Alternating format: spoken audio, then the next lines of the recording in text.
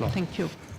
Mr. Secretary General Ban Ki-moon, Excellency Ambassador John Ash, President of General Assembly, Excellency Ambassador Al-Mugheri, Chair of the Committee on Information, Under-Secretary General for Communications and Public Information, Peter Lornsky-Tiefenthal, UN Correspondents Association President, Mrs. Pamela Falk, Excellencies, ladies and gentlemen. We commemorate World Press Freedom Day this year as the United Nations system shapes a new path to equitable and sustainable global development. As the Millennium Development Goals come under review in 2015, the world has a new opportunity for articulating clear goals and targets. And this is why the theme of the World Press Freedom Day is Media for a Better Future, shaping the post-2015 development agenda. Free, pluralistic, and independent media are vital for sustainable development, to facilitate citizen participation in political processes and overall good governance, and to deepen civic engagement at all levels. Since its foundation, freedom of expression and freedom of media has been at the core of UNESCO's mission.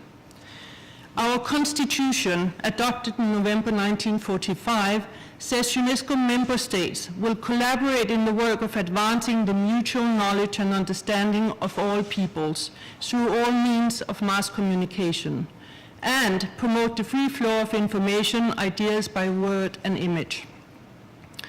This year, we have a unique opportunity to reaffirm this fundamental human right in the post-2015 development agenda.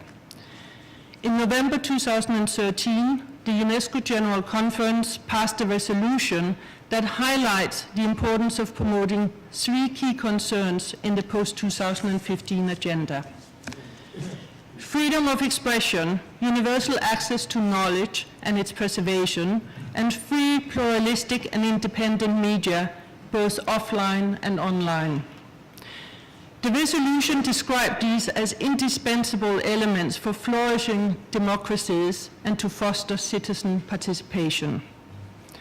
For UNESCO, freedom of expression and its associated press freedom and freedom of information are fundamental rights and essential enablers to reach many goals relevant to the post-2015 development agenda. These include good governance, transparency and access to information, empowerment of women and youth, ending poverty, and ensuring stable and peaceful societies. Free, pluralistic, and independent news media contribute to empowerment through the increased ability of women and men to access and contribute to credible information, representing a plurality of opinions, facts, and ideas. This people-centered approach is especially important for women, young people, as well as for marginalized groups in the development agenda. And for all of this to happen, the safety of journalists is fundamental. In 2013, the UNESCO Director General, Mrs. Bukova, condemned the killings of 92 journalists. As with previous years, impunity remains the global norm, and only a tiny fraction of killers have been brought to justice.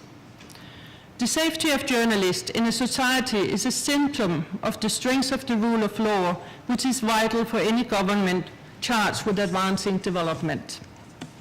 As such, journalistic safety constitutes a barometer of fragility or failure of governance, which presents one of the largest obstacles to development.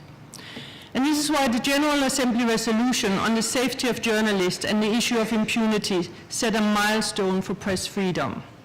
This resolution supported the UN Plan of Action on the Safety of Journalists and the Issues of Impunity, developed by UNESCO and adopted in 2012 by the entire UN system. With its partners, UNESCO is now working to implement the UN Plan of Action in countries across the world, piloted in Nepal, Pakistan, and South Sudan.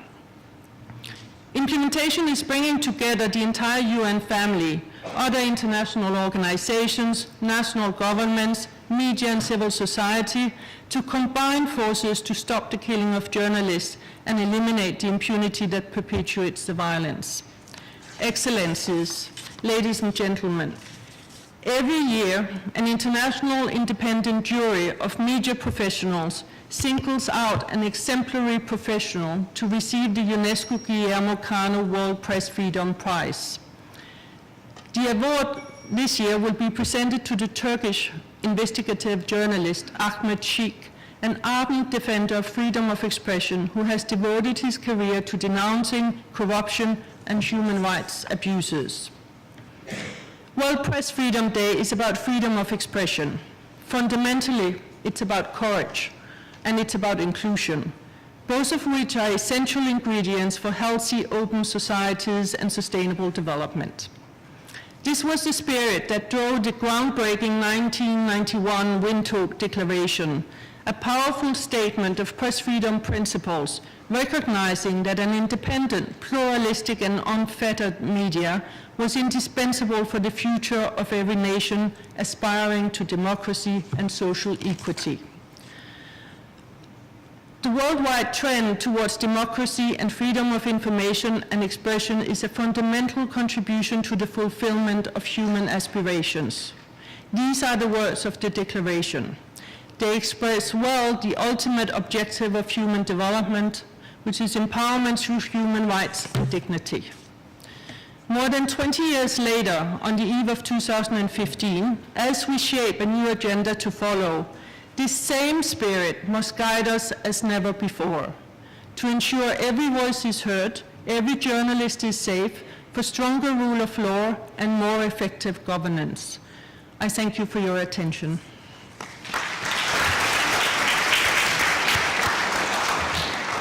Thank you very much for your remark, Ms. Jensen. It's now my pleasure to introduce the final speaker in this segment of our program, Ms. Pamela Falk, President of the United Nations Correspondent Association.